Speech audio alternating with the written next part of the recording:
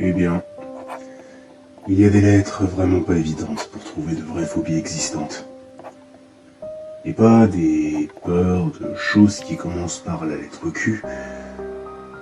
Actuellement, la seule vraie phobie, commençant par la lettre Q que j'ai trouvée, est la quintophobie. Et non, ce n'est pas la peur du chiffre 5, mais la peur des quintes de tout. Après, il est vrai que récemment, il y a eu plus de cas de quintophobie, plus ou moins évolués, qui sont arrivés au village ces dernières années. Et je vais vous parler de l'une d'entre elles. Et dans cette histoire, nous suivrons donc Quentin. Mais avant, pour cette histoire, les choses sérieuses m'ont mis un peu de temps avant d'arriver. Et le cauchemar est devenu progressivement de pire en pire. Aussi, pour que l'histoire ne prenne pas une dizaine de pages, je vais me contenter d'en venir à l'essentiel, en résumant les passages les plus importants, je dirais. De fait, nous pouvons commencer. Le réveil de Quentin se fit dans une chambre d'appartement basique, comme dans la plupart des histoires de ce genre. Il semblait vivre seul.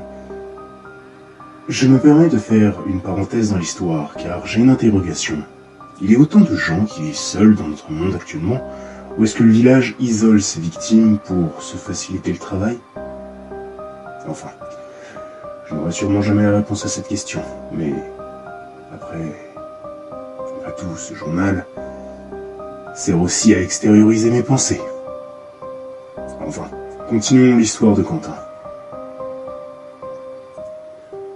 Je vous passe bien évidemment la routine du jeune homme qui, comme d'autres âmes avant lui, a fini par ne plus se poser les questions habituelles grâce au formatage que le village leur fait subir pour remplacer les souvenirs retirés par d'autres. Du coup, cet appartement, ses habitudes, cette vie qu'il avait ici semblaient normales et habituelles pour Quentin. La seule chose qui différait des autres âmes qui ont vécu des événements semblables aux siens, c'était bien évidemment ce qui permettait de différencier toutes ces histoires.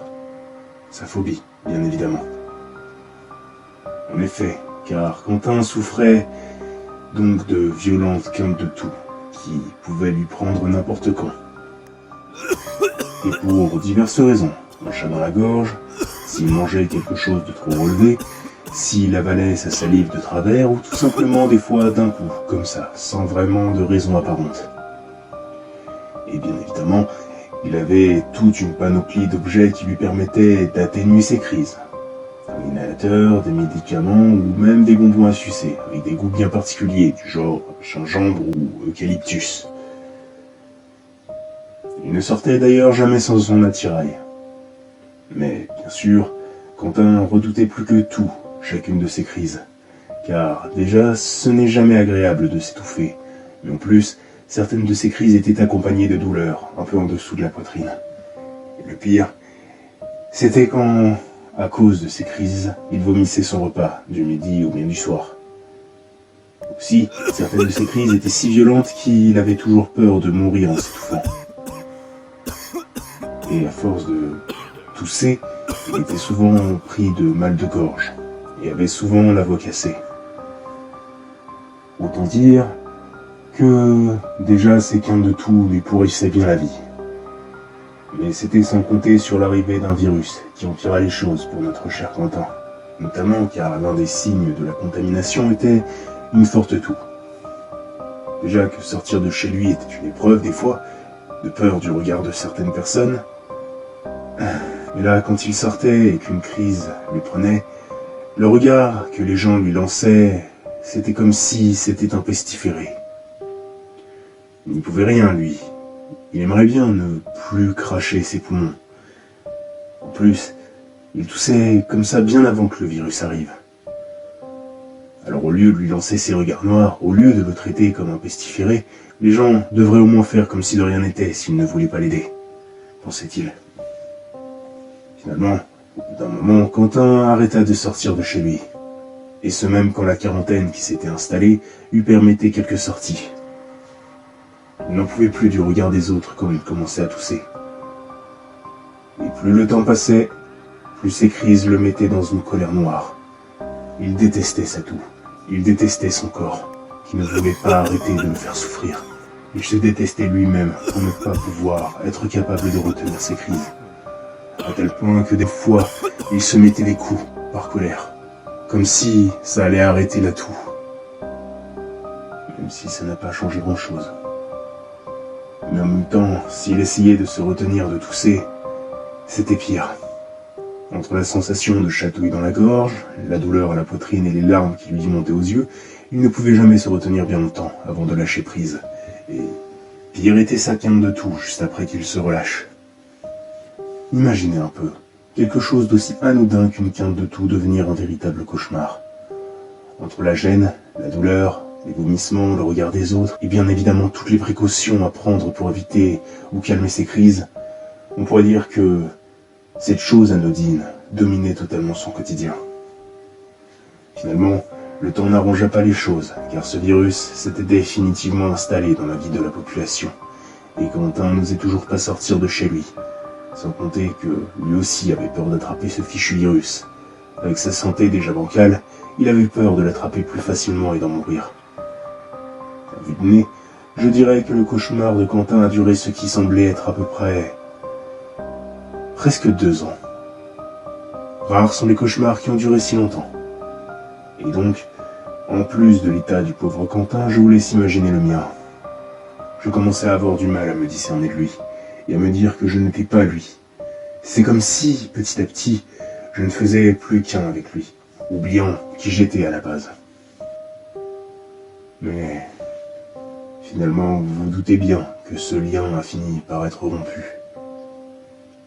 En effet, car la colère et la patience du jeune homme eurent atteint tous deux leurs limites, quand il fut pris d'une nouvelle crise qui semblait interminable, même au bout de plusieurs minutes, et il ne faisait que s'empirer.